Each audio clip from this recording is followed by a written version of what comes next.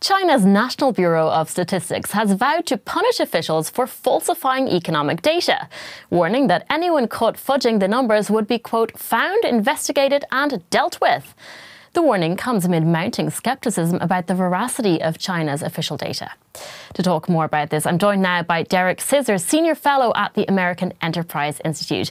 Derek, welcome along. Thanks for being here. Now, we're used to outsiders not really trusting Chinese data, but this criticism is coming from within, from the very body that produces the official figures. What are we to make of that? I think it's fair to say, I mean, you cannot be positive about this, of course, but I think it's fair to say there were more difficult to explain discrepancies in the official results that were released last week with GDP and prices and unemployment and so on. As a result, if you're the central government, you don't want your data to be seen as not credible. You don't want that to be caused by provinces and cities sending in data that are false, and then you're forced to use that data. You want them to send in accurate data. The central authority, the National Bureau of Statistics, may itself want to change the data. That's entirely possible, but it does not want the provinces and cities to do so. It wants to work with accurate data and decide what to do from there. But isn't this also a candid admission that officials are simply too scared to tell the truth about what's going on? It's about as candid as you're going to get. I make a point whenever the National Bureau of Statistics releases major amounts of data to note their starting point, which is a 100 or 120 word sentence talking about how wonderful the Communist Party is, because they're reminding you that they belong to the Communist Party, which is about as candid an admission as you're going to get. I think, Chinese analysts and scholars have been told repeatedly, don't emphasize bad news too much. You get in trouble for saying the stock market's going to drop and so on. So we're being told two things: don't tell us bad news, and also be accurate. And the way to combine those two is be accurate in private. That's really what the National Bureau of Statistics wants. All right, well, let's look at some of the data in question then, starting with the most basic of indicators, GDP. Because here you can see performance over the past 5 years. Steady growth in 2019, followed by a big dip at the beginning of the pandemic. 2021 was a year of recovery, albeit from a low base.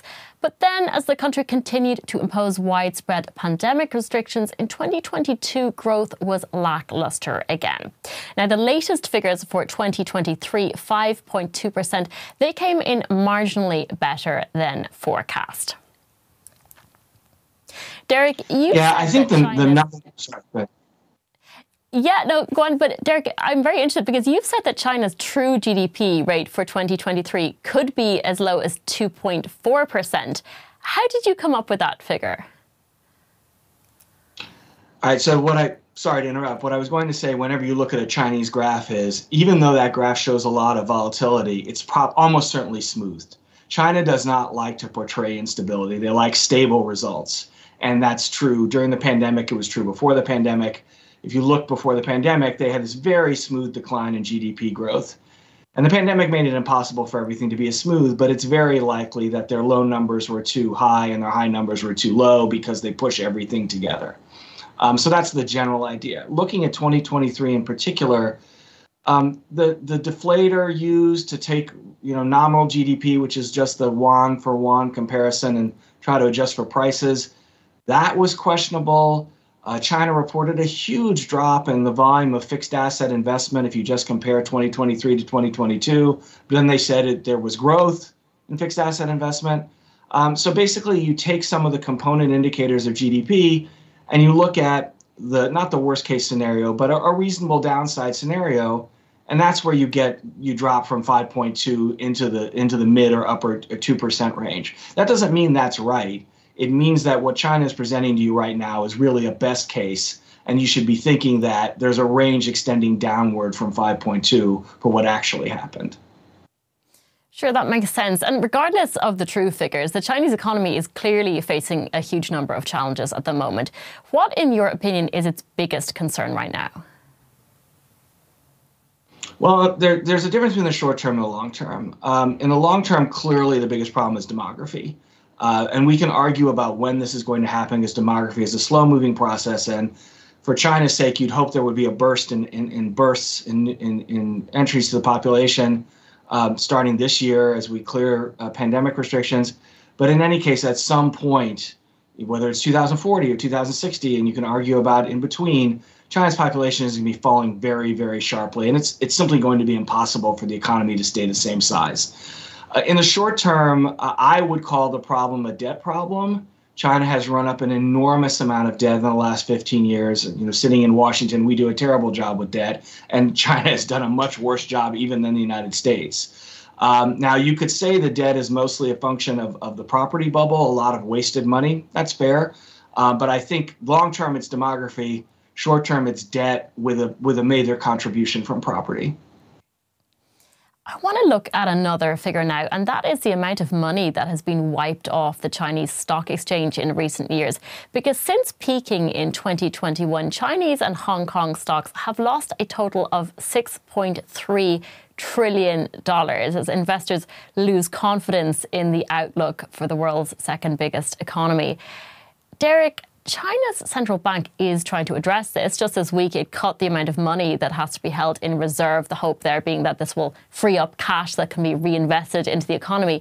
Is this the right way forward? No, the right way forward is actual reform. It's not just trying to throw more money at the problem. That's what governments do all over the world, not just in China.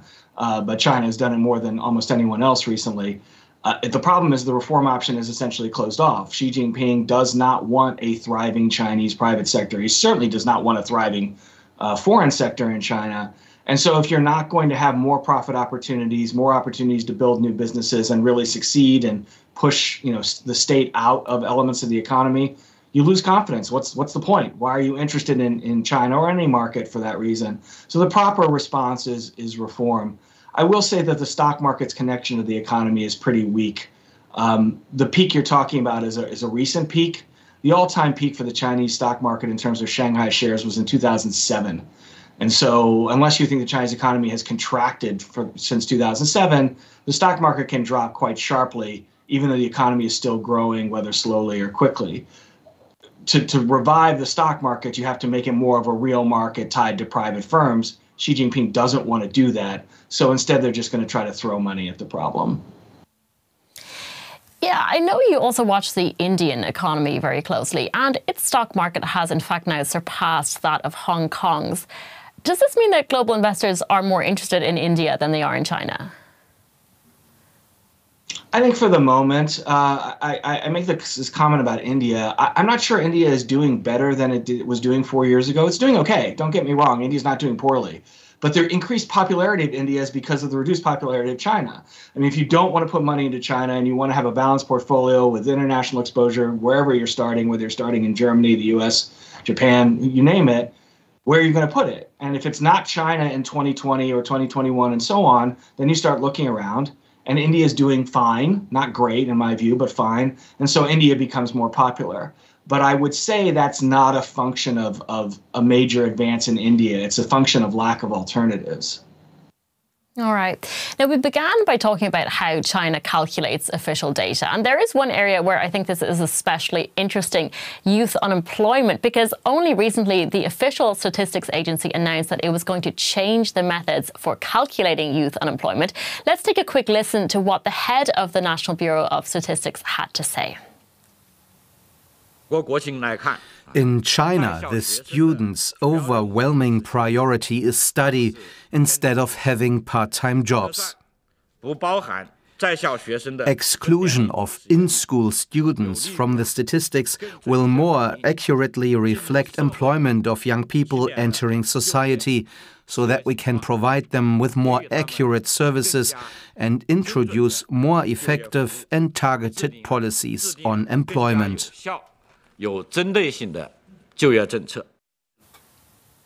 Derek, you can argue about the exact numbers, but it's undeniable that youth unemployment is a big problem in China.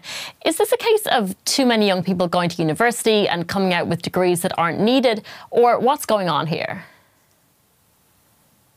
I do think it's amazingly convenient that they've just discovered this problem about students want to study, as if it's just occurred and before students didn't want to study.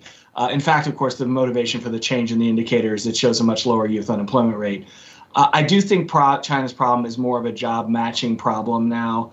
As we were talking about demographics earlier, the labor force has been shrinking for 8 years, 9 years. It's not the overall number of jobs that's an issue. It's that young people are coming out of school saying, I want a service sector job. I want a certain kind of job. I don't want to work in a factory.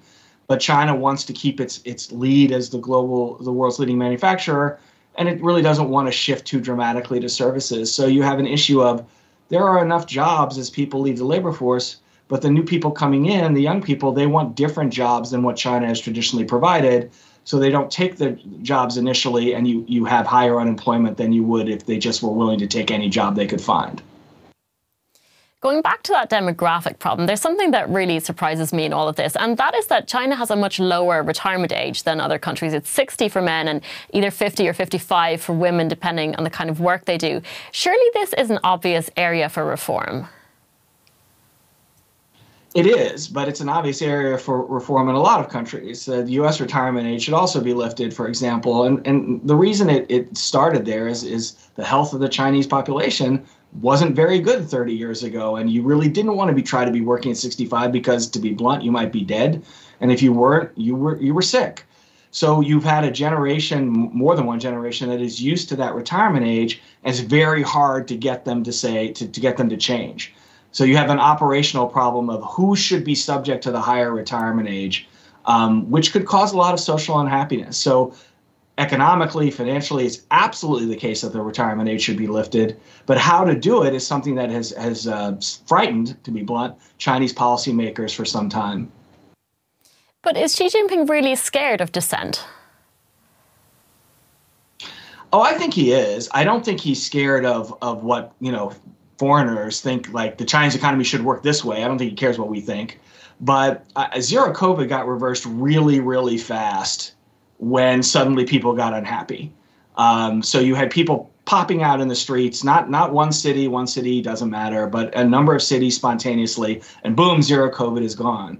So in a situation where you change the retirement age nationally, you get some very unhappy people in a whole bunch of places. So I do think he's scared of mass spontaneous dissent. I don't think he's scared of a single protest or somebody speaking out in opposition by themselves. Don't mess with the retirees. I'm also wondering what the global implications of China's shifting fortunes will be, because as Derek has pointed out in his writing, many predictions about when China will become the world's biggest economy haven't come true.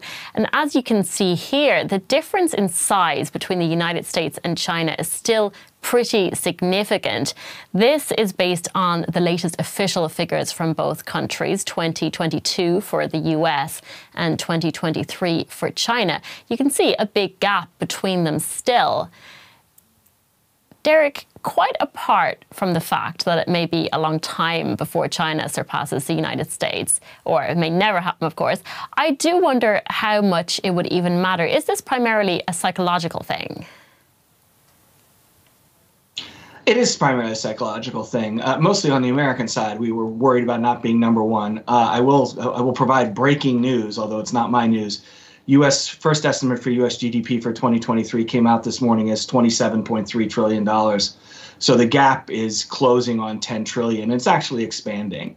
Having said that, it's news to a lot of people that the size of the U.S. economy is pulling away from the size of the Chinese economy right now. It is still psychological. China is still very large. It's obviously the world's second largest national economy, treating the EU as a group of national economies. And it's the world's biggest manufacturer, and it's the world's biggest market in a whole bunch of areas. So GDP is kind of a summary statistic. I suppose it matters, the U.S. is going to stay number one. But for anybody operating in a business, what matters to you is who's the biggest in your market. For example, China is by far the biggest oil importer now. So that affects the Middle East. So I do think GDP is an interesting story. It lasts about 5 minutes, and then people think of what really matters to them, and that's below the level of GDP. Sure. Finally, Derek, as someone who watches the Chinese economy so closely, what are your predictions for the next 5 years? Is China on the rise, or is it in decline? Oh, it's in decline. That doesn't mean that 2024 can't be better than 2023. 2023 was strangely weak. And you have Chinese officials now telling a story that we kept zero COVID for so long, that it's going to take us long to recover. I mean, economics doesn't work like that. You don't just have a magic mirror where we did this for 3 years and then it'll take 3 years to be undone. But their debt problem is getting worse. Their demographic problem is getting worse. I think after 2024, you're just going to see a resumption of really what you saw in the 2010s, but at a lower level, which is China will report 5%, then 4.5%, then 4%, and will continue to drop. How fast it drops, I think, is a matter of debate, but true growth in the Chinese economy will be slower in 2028 than it was in 2024. All right. Derek Scissors, Senior Research Fellow at the American Enterprise Institute. Thank you so much. Thank you.